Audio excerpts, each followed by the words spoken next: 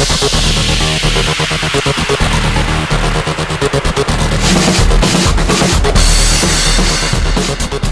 going on, guys? Shane here. In this low kick tutorial, we're going to be using the Hypnotic Shin Guards by MMA Warehouse with the detachable instep for extra comfort, grappling, or if you're training with sneakers on like I usually do on a park or on a gym floor.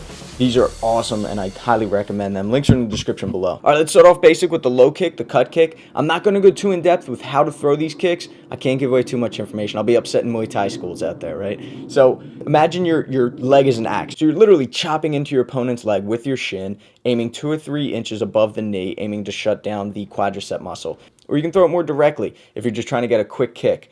Either way, I want you to slip your head and get out of the way, whether it's crunching forward, leaning back, or out to the side. You want to evade any counter punches when you're throwing kicks. And in practice, or if you ever miss, you always want to follow through, bring the opposite leg up to check. The reason being is because you're aiming to chop through that person's leg. You want to chop their leg off, right? Hypothetically. So you need to get in the habit of following through, whether you're shadowboxing or if you go to kick and your opponent moves out of the way. With that being said, no single kicks. You don't want to throw any kick on its own. We're going to talk about setups.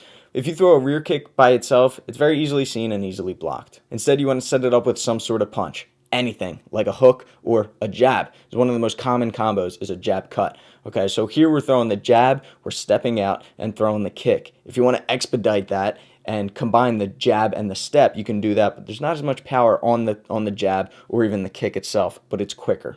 Doesn't have to be a jab, it can be a cross, and you can also use that to pull your opponent into the kick.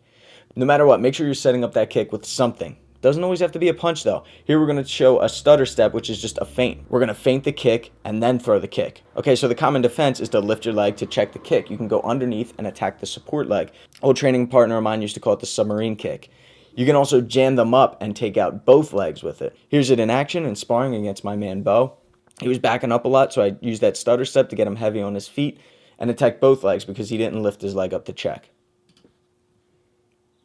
A variation of that is faking and then attacking with the opposite leg on the inside or the rear leg. Okay, here I'm setting it up with a cross, creating that angle, stepping out. You can see he lifts his leg up and I attack the rear support leg. Speaking of the lead leg kick, the inside leg kick. Some people call this the pendulum kick. I call it shuffling in, throwing an inside leg kick. You can think of this almost like a jab because this can be thrown on its own. It's a great way to close off the distance, to step in, just shuffle in real quick. I still like to set it up with some sort of hand movement to get my opponent to react. You can also shuffle into it. Again, I disguise it with a jab, or step out with an angle. Again, I throw a cross to set this up and walk into the kick. An example of that here with a jab cross, stepping out and throwing the left kick, or off the counter, blocking the head kick and following up with the left low kick. I've mentioned that there aren't many straight kicks in Muay Thai. Teep is the most commonly used one. Why not throw that to the legs, just above the knee? Okay, lift your leg up after going with a teep to the body and then just stomp down on the knee. Some people say, yeah, you can blow out your opponent's knee. It's not likely. It's not likely that's going to happen, but it's a good way to stop your opponent in their tracks and get them thinking low.